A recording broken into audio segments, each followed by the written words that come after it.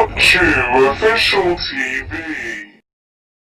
Mazrah Ismail atau lebih dikenali sebagai Mona Fendi merupakan seorang penyanyi dan pemoh wanita Malaysia.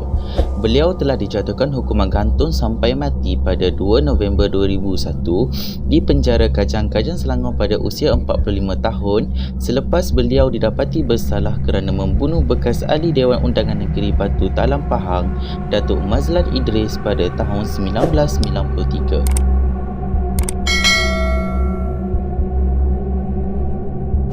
Beliau dilahirkan sebagai Mazrah binti Ismail pada 1 Januari 1956 di Kangar, Perlis dan memulakan kerjaya awalnya sebagai penyanyi dan pernah mengeluarkan album pertama yang bertajuk Diana 1 pada tahun 1987 dan terkenal menerusi lagu Kunyanyikan Lagu Ini. Ketika itu jugalah beliau mula menggunakan nama komersial Mona Fendi, nama yang kekal popular dan terus terpahat dalam ingatan rakyat Malaysia sehingga kini. Ketidakupayaan Mona menyanyi dengan baik dikatakan menjadi punca beliau beralih arah ke bidang perubatan tradisional. Muhammad Effendi Abdul Rahman merupakan suami ketiga Mona dan menuntut ilmu persilatan di Indonesia. Beliau mempunyai seorang anak perempuan yang bernama Mazdiana Effendi.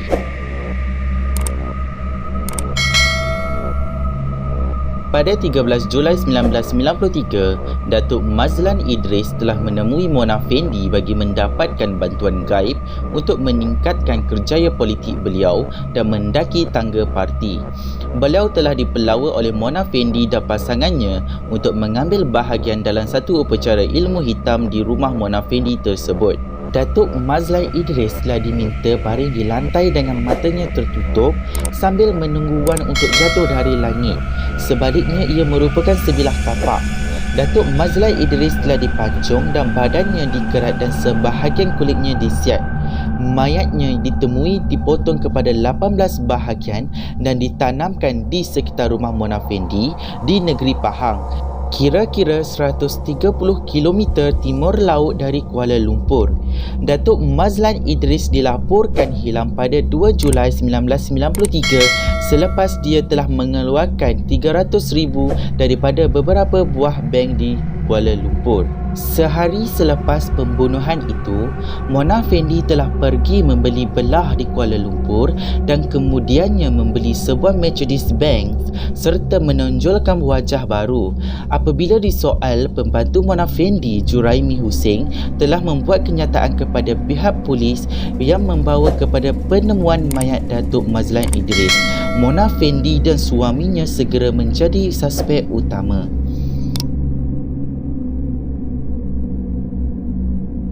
Hukuman gantung sampai mati ditetapkan pada pagi Jumaat 2 November 2001 di penjara Kajang yang baru sahaja dibuka. Sebelum fajar pada pagi Jumaat, ketiga-tiganya digari dan kepalanya ditutup dengan sel-sel mereka yang bersebelahan dengan bilik hukuman. Mereka kemudian dibawa ke tiang pergantungan dengan 3 tali gantungnya dalam gaya Inggeris yang bergantung dari tiang logam.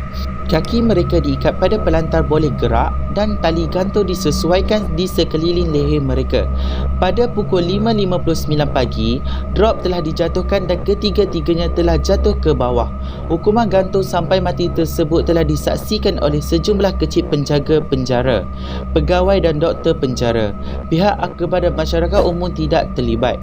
Seorang pegawai menyatakan kepada surat khabar Malay Mail pagi itu bahawa ketiga-tiga tertuduh tidak bertaubat sehingga ke saat akhir. Hukuman gantung sampai mati diumumkan secara rasmi di pagi hari oleh seorang wakil penjara Malaysia. Jamil Razif Kasim memberitahu wartawan ketiga-tiganya telah menjalani hukuman mereka pada pagi ini.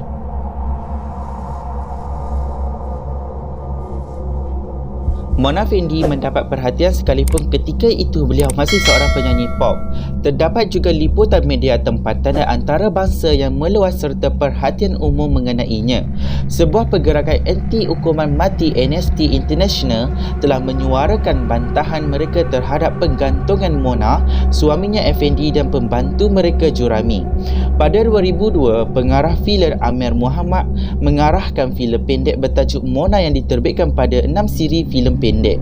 Pada tahun 2006, sebuah filem arahan dan Iskandar Said yang bertajuk Dukun yang berdasarkan kisah Mona Fendi. Filem ini tidak ditayangkan setakat Disember 2011 dan tidak sesuai ditayangkan kepada umum berikutan beberapa isu seperti kandungan dalam filem, perhubungan antara Mona Fandey dan implikasi terhadap waris dan keluarganya. Namun, ia telah ditayangkan kepada umum pada 5 April 2018. Kes Mona Fandey merupakan salah satu perbicaraan juri yang terakhir dijalankan di Malaysia. Sifat sensasi kes itu lebih menyumbang kepada arah keputusan kerajaan untuk tidak meneruskan sistem juri. Semua perbicaraan oleh pihak juri telah dimansuhkan pada 1 Januari 1995.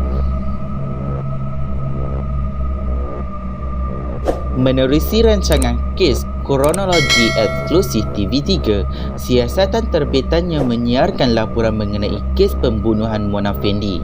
Mona dilakukan oleh Umi Aida sebagai Diana Dahlan menerusi filem 2007 bertajuk Dukun arahan Dai Iskandar Syed, namun diharamkan tayangannya berikutan isu undang-undang.